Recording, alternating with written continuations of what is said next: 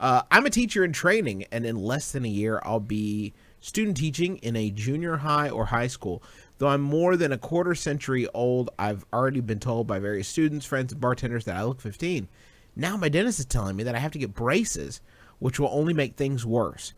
I need some tips on looking older so my colleagues won't be asking me for a hall pass when I'm on the way to the teacher's lounge, and my students won't be inviting me to come play Skyrim with them after school. Can you advise? That's from Belatedly Brace-Faced. Start smoking. No. Okay. It makes you look cool and old. That could stunt his growth, though. Yeah, and Fair. Nobody looks good when they're smoking and they have braces. It can't. What if he's smoking a pipe? Can I ask you if, like, so right now, just so I'm clear, it sounds pretty good, though. Yeah, it's Like, there's nothing bad about this situation you've just outlined. Yeah. Because you could be the only human being in the universe to ever live out that thing that happens in movies where, like, they see it's the catch me if you can situation where, like, the kids pick on the person they think is a kid, and then they walk to the front of the class and is like, "What's up? I'm your teacher, Dr. Youngface." And then they feel so stymied. They feel so embarrassed, and maybe he gives them a hard time. You're also got to consider undercover work. That's really important. See, you went Catch Me If You Can. I went Never Been Kissed. Or Though I've 21 never Jump seen. Street. I've never seen Never Been Kissed, but I assume it's some deep undercover shit. Yeah. Now, on the negative side, you will not be able to eat Tostitos. Tostitos out of the question. Taffy out of the question. I'm surprised that this is the first braces-related question that we've gotten, because I feel like I could really bust out some... I lost so many brackets. I ate one once because I got enthusiastic about some taffy. I broke a tooth last weekend. I was eating a protein bar. I believe it was from Kashi. I was eating it, and I literally had this thought. What is in this? It tastes like teeth. Yeah. And then it turned out that it was, in fact, I was eating my teeth. Tooth. So instead of braces, you should get yourself dentures. Why do you have to get braces? old. Nobody has to get braces. I had to. It was literally life. My teeth were growing into my fucking brain. Like, it was life-threatening in my case. I did have to get braces. My girl does not come correct, and I don't really care. I'm living with it. Yeah, You know? your grill doesn't look like a fucking sarlacc pit, which is basically what I was working with in middle school. I'm saying some people need it. I'm saying it's gonna be rough for you vis-a-vis Skittles. But I am saying that I think this 21 Jump Street opportunity, if you let it slide by, you're gonna regret it for the rest of your life.